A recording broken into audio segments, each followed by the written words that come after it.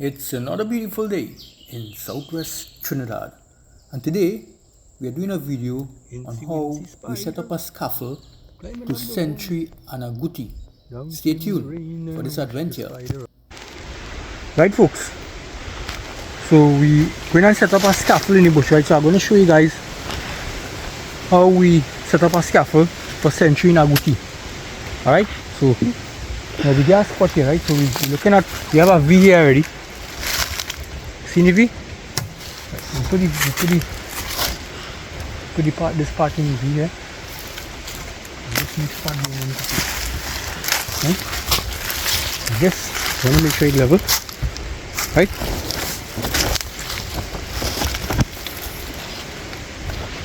Just like this. Right? And you're going to use some black string. This black string here, double it up. You have this question already, let me just kind of.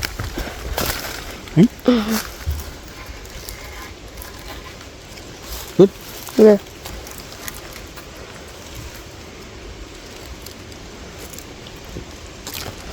Pull it up, pull it up, pull it up, pull it up.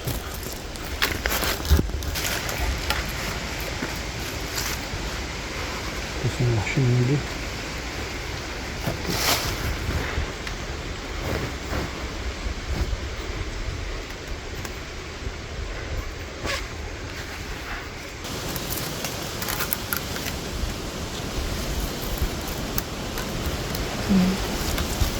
More the merrier.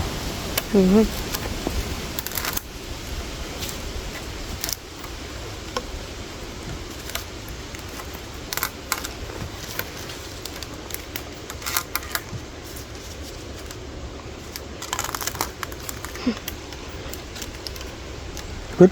Yeah, feeling strongly. Right. This is the part that you're going to rest your foot on. Feeling slow? Yeah, feeling. Right.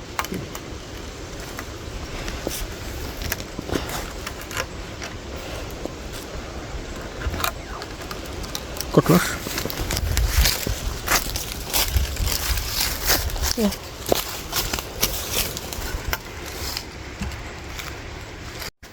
Yeah. Chopping coconut is for the teeth. I can show the coconut here now.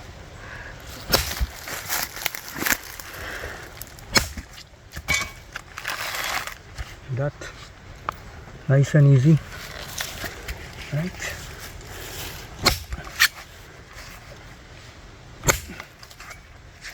Nice and hard, but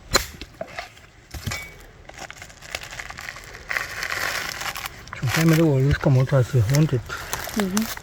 just dig it out. We'll stick out a little Yeah, that will be. sampler piece.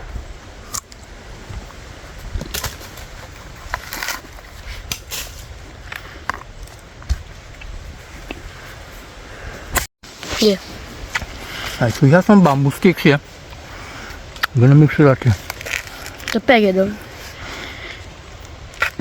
and this, So you go and pull it away. I have to make sure that they go with it because they tend to pick it up and move it, right?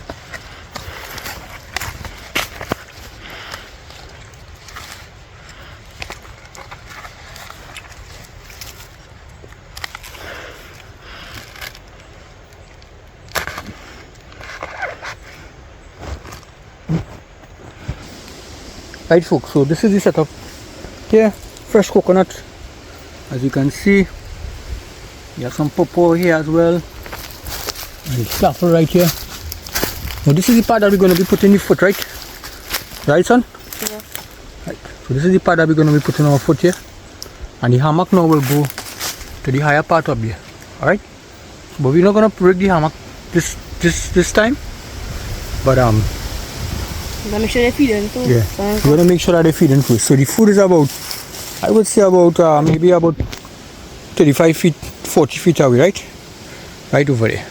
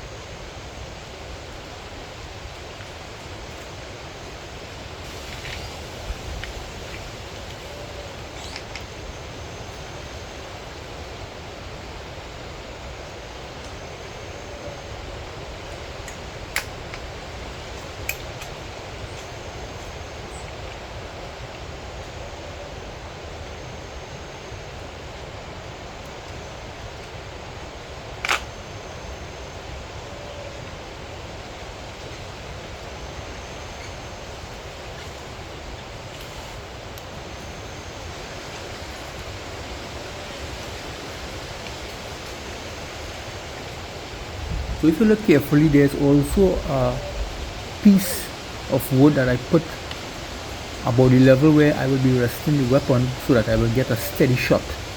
Alright, so there's one piece of wood to put my foot on and the other one to get a steady shot where I could put the weapon.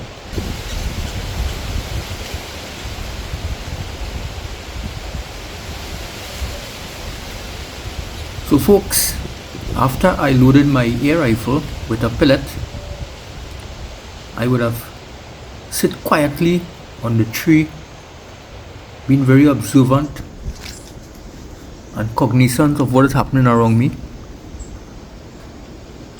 keeping quiet,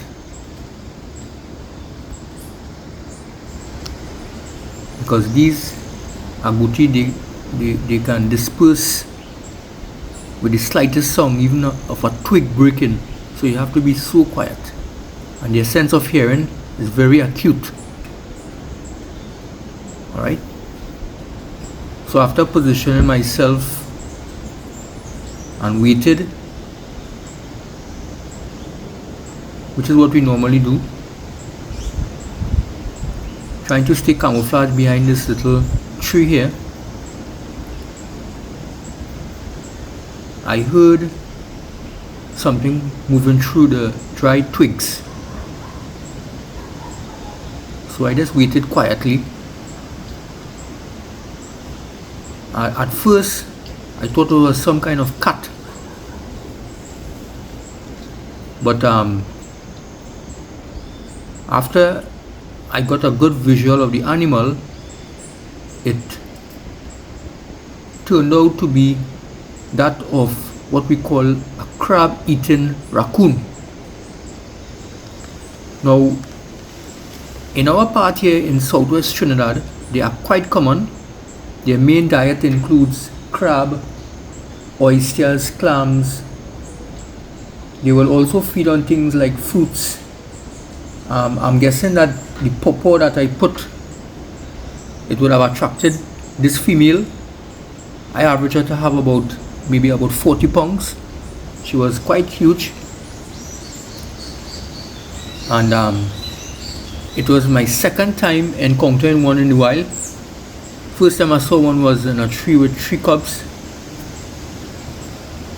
but I was really fascinated about the fact that,